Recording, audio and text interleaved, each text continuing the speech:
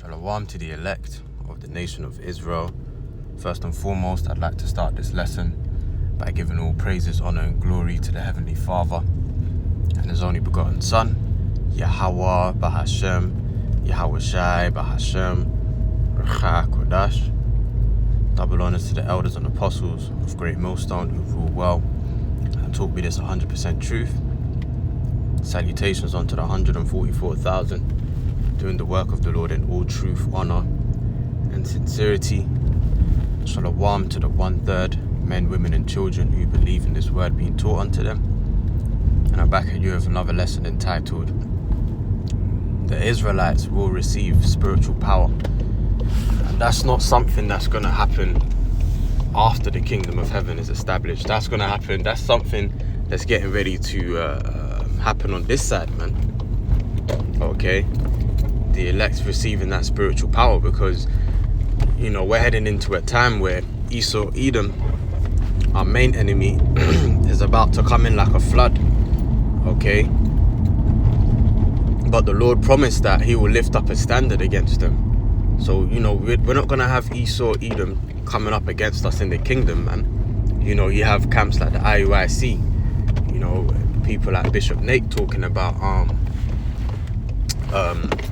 after the 1,000 years of us reigning in the kingdom, somehow in some way the Edomites are going to get the upper hand and, you know, put us back into captivity and rule over the kingdom again. That which is, hey man, that makes no scriptural sense, man. Okay, because the Israelites are going to be on another level, man. Even our babies, our offspring are going to be playing with you know, these wild animals, man. They're going to, you know, the lions are going to you know, fear the Israelites, even the young suckling. Okay, so how the hell are these mortal Edomites, okay, how the hell are these mortal Edomites gonna come up against us in the kingdom, man, and overthrow us once again and put us back into captivity? That doesn't make any sense, man. So us being raised up with that spiritual power, really, that is on this side. Okay, that's something that's getting ready to happen on this side, right?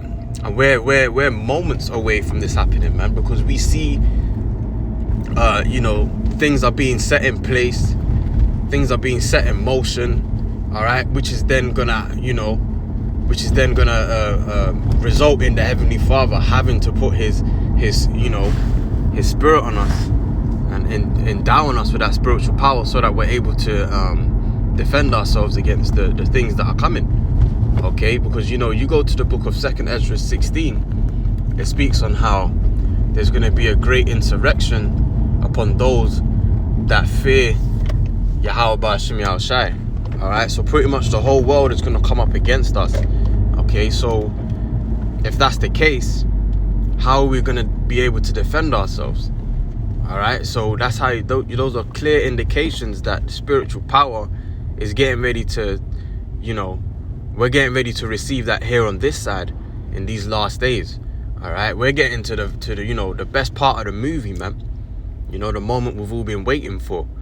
Okay, so let's without further ado, let's bring out the precepts, and I'm gonna kind of just roll off the spirit, man. Whatever comes to the dome, I'm gonna bring it out. So, you know, I pray, Lord willing, this lesson be edifying. All right, so this is I wanted to start here in Isaiah 32 and verse 2, and it reads, "And a man shall be as an hiding place from the wind." All right, now what's the wind talking about? The wind ultimately represents the destruction that's getting ready to take place. Okay, is also been likened onto a wind. All right, which the ultimate wind is going to be the nuclear missiles, man.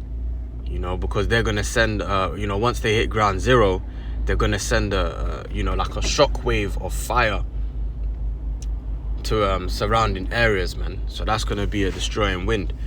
Okay, so it says, and a man shall be as an hiding place from the wind. Now, how is a man going to be a hiding place from the wind if he's in, you know, mere mortal flesh? Okay, he's going to have to be renewed, man. He's going to have to put on the new man and and take off the old man, okay, which is written of in 1 Corinthians chapter 15. So once again, and a man shall be as an hiding place from the wind, and a covert from the tempest, as rivers of water in a dry place, as the shadow of a great rock in a weary land. You know, so when you're in a dry place, you're in the desert, and you see that river of water, that's like you might let out a sigh of relief.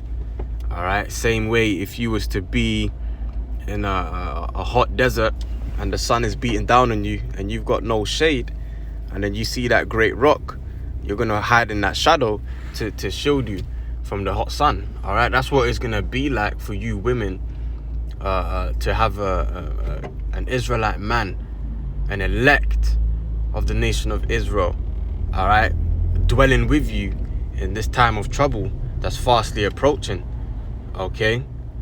And you see, these proud-ass black women, man, you know, they need to get in their minds that we don't need them, man.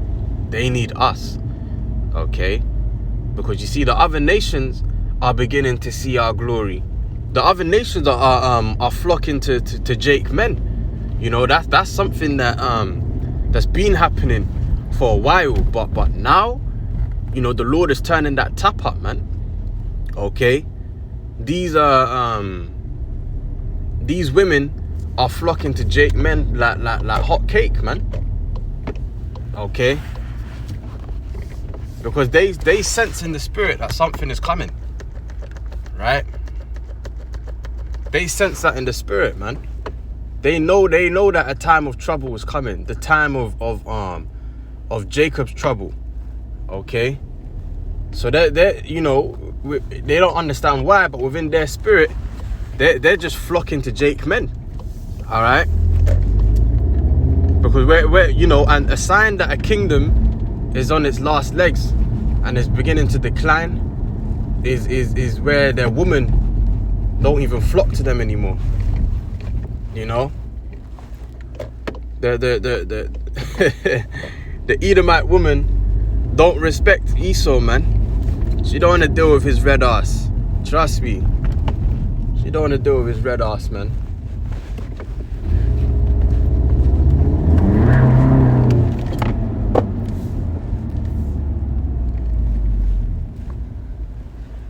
Trust me, she don't want to deal with his red ass, man. Okay. And that's the same with these other women. You know, you got the Moabite woman, the Ammonite woman, you know, the Chinese and the Japanese, the Elamite woman, the East Indian. All right. You know, they will have you think that they ain't trying to dwell with you, man. But trust me, man, the other women, they be trying to get with Jake. Trust me, man. They be trying to get with Jake, man. You know, an Edomite woman's secret fantasy is to, you know, hold pipe from a BBC, man. You know, these women desire us, man. I'm telling you. Okay, Elder Apostle Tahar was going into it in you know, the live, you know, the street preaching that they do on the Saturdays, man. But it's true. You know, you might consider it vulgar, but it's the truth, man. Jake men are highly sought after, man. So all them big Shirleys, they don't want to get in line, and you know, they thinking they're the shit. All right then. All right, well, time will tell. All right. So if you go down to verse 9, let me just turn this brightness up a little piece. It says, Isaiah 32:9, rise up, ye women that are at ease. Okay, you women that are at ease need to rise up, man. All this, I don't need a man talk, I can do bad on my own. Hey, listen, man, you're literally about to do bad on your own, man. You know, so you need to get out of that prideful spirit, man. Because you know, Isaiah 4:1, 7 women shall take hold of one man. Okay, those women are gonna understand that if they don't have a man of the Lord dwelling with them, then they're through. You know, them women are going to understand that their salvation, you know, depends. Their salvation comes through an elect man of the Lord dealing with them, man. Not all of this. Oh, I can do bad on my own, or the Most High is dealing with me. You know, the Most High is not dealing with you women, man. That's not the order. All right, it says the head of Yahweh Shai. This is in 1 Corinthians 11, right? It says the head of Yahweh Shai is Yahweh. Okay, the head of the man is Yahweh Shai, and the head of the woman is the man. So you have to do things in that divine order, man. You can't just skip to the Heavenly Father, right? You've got the man and then Yahweh Shai to get through before you even get to the Heavenly Father, man. And the Heavenly Father going to turn your ass away anyway, man, because he's not meant to be dealing with you on that level.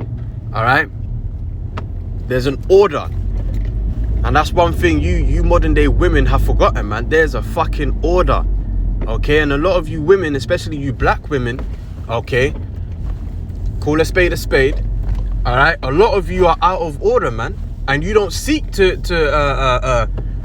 get back in order, man. You like being dysfunctional, okay? You like being Big Shirley, all right?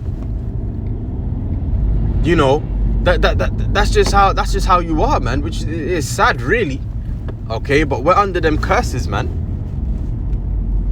Isaiah 32:9 again, rise up, ye women that are at ease, hear my voice, ye careless daughters. And that's the thing. How do you hear the Heavenly Father's voice? You hear the Heavenly Father's voice through his men, all right? Because the Heavenly Father speaks through men, all right? But you don't like to consider that fact, you know?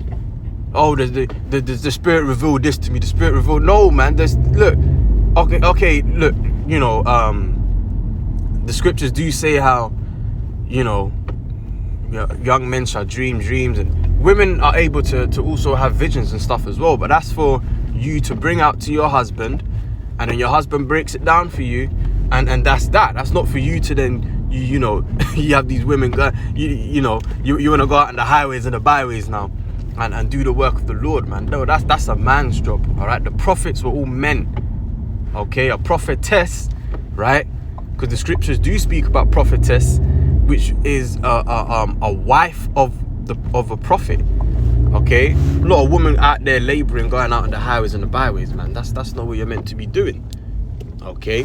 But anyways, man, let's pull out some more scriptures pertaining to spiritual power, man.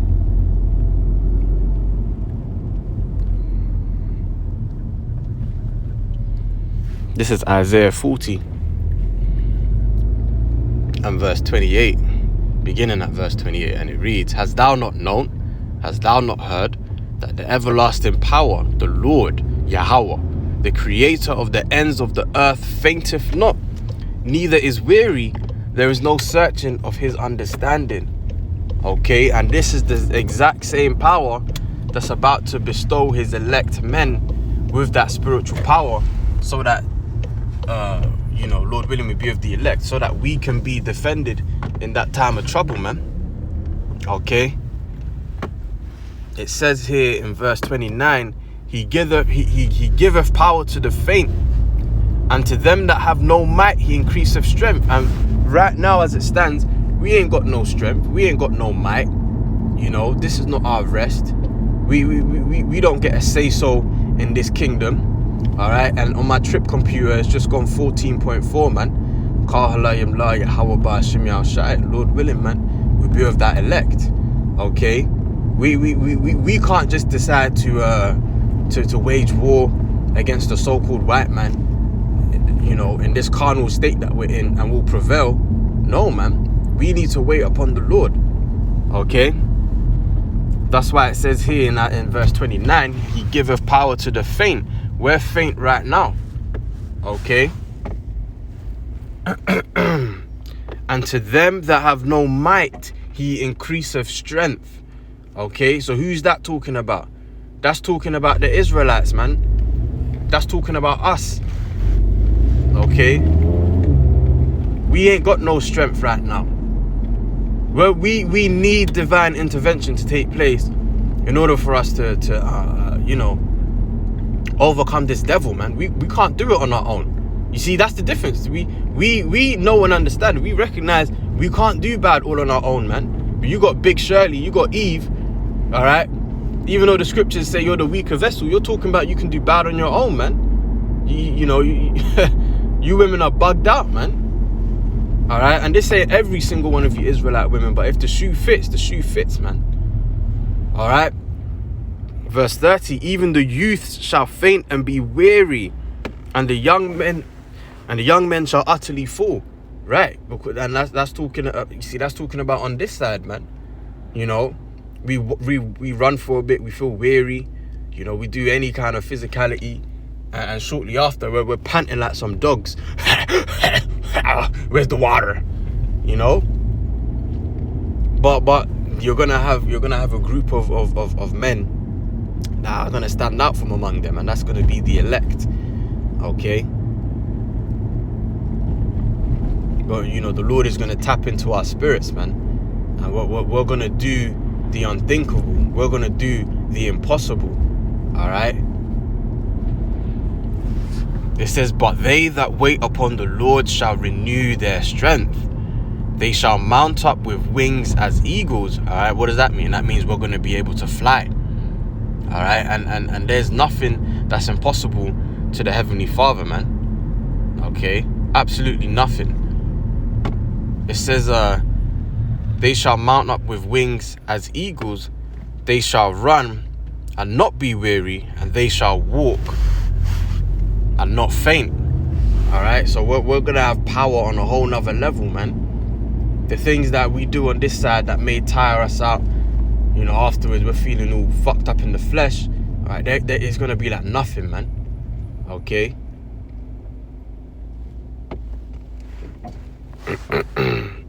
Let's hold Isaiah 59 and verse 19, and it reads, so shall they fear the name of the Lord from the west, and his glory from the rising of the sun. When the enemy shall come in like a flood, the Spirit of the Lord shall lift up a standard against him. All right. And that standard is going into us having spiritual power, being able to fly, disappear, levitate. All right. Have laser beams coming out of our eyes. All right. So on and so forth, man. Yahweh Shai, when he was here on earth, he performed many miracles, man. And what did it say in John 14, man? It says, greater acts than these shall ye do. All right, because I go unto my Father in heaven. And that's written, that's something Yahweh Shai said. All right, when you go to the book of John 21 and 25, it speaks on how Yahweh Shai performed so many miracles that if there was a book to be written, I mean, there's not a book large enough that would be able to contain all the miracles that Yahweh Shai did whilst he was here on earth. All right, but it says again in John 14 that greater acts than these shall ye do, man. So what kind of power, what kind of acts are we going to be doing, man, as the elect men of the Lord? Okay, these are some things to consider, man. All right. We ain't just suffering in the flesh for no reason, man. There's a method to the madness. Okay, the Lord knows what he's doing, man. So we just, it's just for us to trust in Yahweh Hashem Yahshai with all our hearts and to lean not onto our own understanding, man. All right. What else comes to mind? I believe it's in Wisdom of Solomon 3, if I'm not mistaken. I might have to look for it. Just bear with me a minute.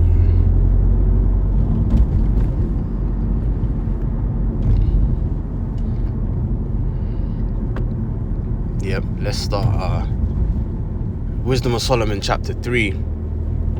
I'm going to begin at verse 4, and it reads, for though they be punished in the sight of men, yet is their hope full of immortality. Yeah, man, because we're here catching hell, so in the sight of men, it's like, oh, we're through, like there's no saving those people, man. We're just delectable. Okay, catching hell upon hell. Who's coming to save those guys, man? All right, it says, for though they be punished in the sight of men, yet their hope is full of immortality. All right, our hope is full of immortality, man. Through thy precepts we gain understanding. All right, and we understand the will of the Heavenly Father, and we understand our expected end, even if you know the world would think otherwise and they can't see it, we know and understand our expected end. Okay, it says in verse 5, and having been a little chastised, they shall be greatly rewarded, for the Most High proved them and found them worthy for himself. Okay, the Most High has proved us, man. Okay, through all the hell that we've been catching and that we endured, the Heavenly Father has proved us worthy. Okay, verse 6, as gold in the furnace hath he tried them, and received them as a burnt offering, and in their time of their visitation they shall shine and run to and fro like sparks among the stubble. Okay, that means you're going to be lightning fast, man. You're going to be lightning quick. That goes into that standard, man. When the enemy shall come in like a flood, the Spirit of the Lord shall lift up a standard against them, man. All right, see, we're heading into some times where it's going to be like it came straight out of a sci-fi film. All right, the things that the Lord is getting ready to do, all right, the power he's getting ready to bestow his elect with, man, you have no idea, man. It's either you get right or you get left. Okay, these are some heavy times that are approaching, man, and the Lord is going to lift up that standard. Okay,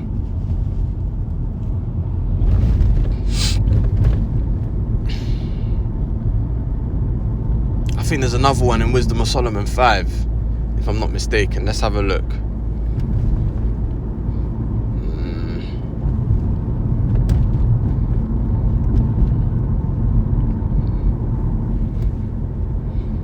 Kinda. Let's read it. Wisdom of Solomon 5, starting at verse 15. But the righteous live forevermore. Alright. Our hope is full of immortality. It says the righteous live forevermore. Their reward also is with the Lord, and the care of them is with the Most High. Alright. Therefore shall they receive a glorious kingdom. Alright, we're gonna be the first fruits of the kingdom of heaven, right? And a beautiful crown from the Lord's hand. For with his right hand shall he cover them, and with his arm shall he protect them. And one of the ways he's going to cover us and protect us is by bestowing us with that spiritual power, man. Okay, we're going to see, man. You know, the scriptures say how on the Lord's right hand are pleasures forevermore. Okay, we're about to witness that firsthand. Okay, verse 17, he shall take to him jealousy for complete armor.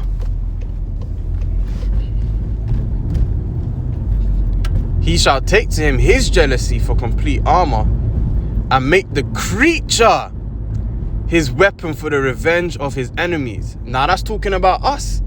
Okay, the Lord is going to turn up that power that we have, because we already have spiritual power on a low level, which is really a high level, because we have the true wisdom, knowledge, and understanding of the scriptures.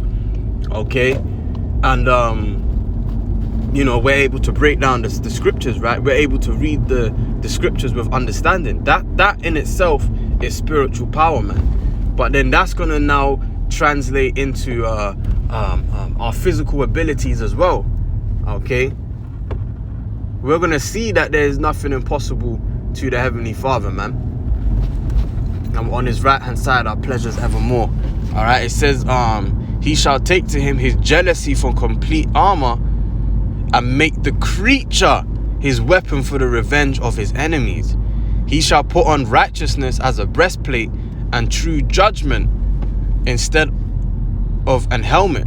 Because we're gonna have the true understanding of the scriptures, man. We're gonna understand why we're gonna have to fuck these heathens up, man.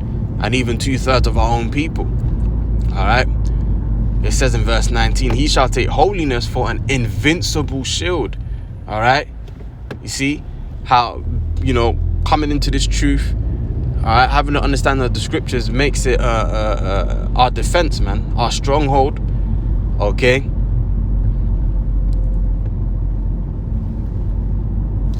So the elect are going to be all right, man. All right. No weapon formed against us shall prosper. Yes, some of us may have to die for this truth, but hey, man, we understand the bigger picture, man. Okay. So, you know, I believe I've you know, touched on the point. I just kind of wanted to bring out a few precepts pertaining to spiritual power. I think there was another one, actually. I brought out Isaiah 40, if I'm not mistaken. I believe there's one in Isaiah 41 as well.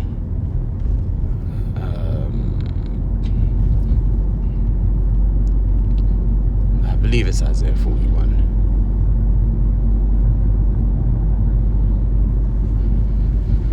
Yep, Isaiah 41.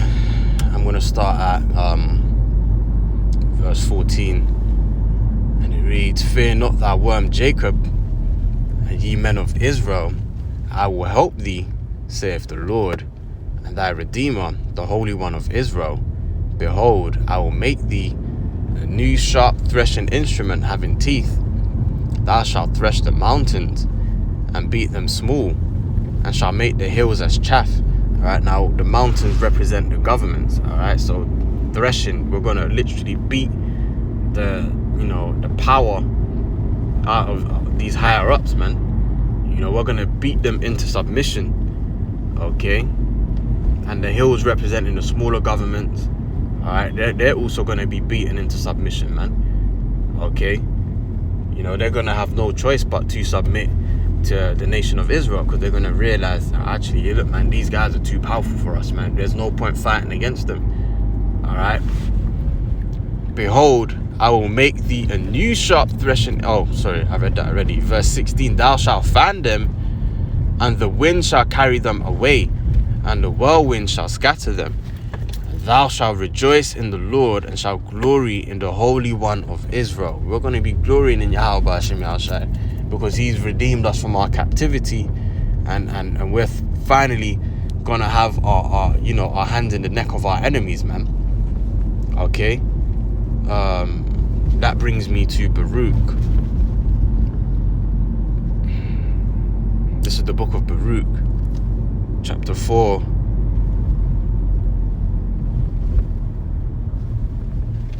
And verse 25. And it reads, "My children, suffer patiently the wrath that is come upon you from the Most High. For thine enemy hath persecuted thee, but shortly thou shalt see his destruction, and shall tread upon his neck." All right, very shortly, man, we're gonna be, ruling over our enemies, man. We're gonna see their destruction. Okay, we're gonna tread on their necks. All right. So, you know, this thing of ours is about suffering patiently, man. Okay, and then of course, you know, because even the Heavenly Father is long suffering. Do you think he wants to be sitting up in the heavens, beholding the prosperity of the wicked, beholding his people going off, knowing that this is, he can't do anything about it at the moment because he's subject to his word? All right, so the Heavenly Father is long suffering, and the elect are the same also, because the elect don't want to just be going through what they're going through. All right, but we understand that it's the will of the Heavenly Father that needs to play out, man. Okay. So yeah, I'm going to leave it there. I pray, Lord willing, it's been edifying. And until the next time, I say shalom.